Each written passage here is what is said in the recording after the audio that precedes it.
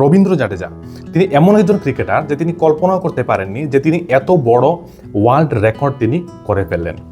একজন অলরাউন্ডার হিসাবে, একজন ভারতীয় অলরাউন্ডার হিসাবে সমস্ত পৃথিবী জুড়ে 1151 দিন তিনি অলরাউন্ডারের যে সূচি বা লিস্ট রয়েছে তার সবার উপরে থেকে তিনি রেকর্ড করে দিলেন এই রবীন্দ্র জাডেজা।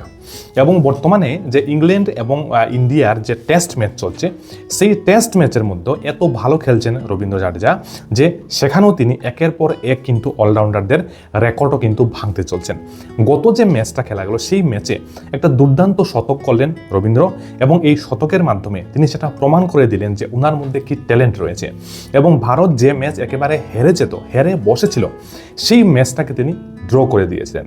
এই রবীন্দ্র জাডেজা এবং আরও 3 জন প্লেয়ার শুভমন গিল, ওয়াশিংটন সুন্দর এবং KL রাহুল, এই 4 জনের জন্য এই গত ম্যাচটা কিন্তু ড্র করতে পারলো ভারত, না হলে নিশ্চিত কিন্তু হারছিল। এই ইংল্যান্ডের সিরিজের পূর্বে অলরাউন্ডার হিসাবে রবীন্দ্র জাডেজা প্রায় 1151 দিন কিন্তু অলরাউন্ডারের তালিকায় একেবারে শীর্ষে ছিলেন। গত মরশুমে অর্থাৎ 2024-এ 48টি উইকেট এবং 527 রান কিন্তু করে ভারতীয় দলে টেস্ট ক্রিকেটে জায়গা করে নিয়েছেন এই রবীন্দ্র জাডেজা। এবং বর্তমানে যে ইংল্যান্ড এবং ইন্ডিয়ার যে টেস্ট সিরিজ চলছে এটা খেলার পর শেষ হওয়ার পর কিন্তু আরেকটি ম্যাচ বাকি রয়েছে, সেটা শেষ হওয়ার পর কিন্তু রবীন্দ্র জাডেজার আরও অনেকটি রেকর্ড তিনি কিন্তু করে ফেলবেন।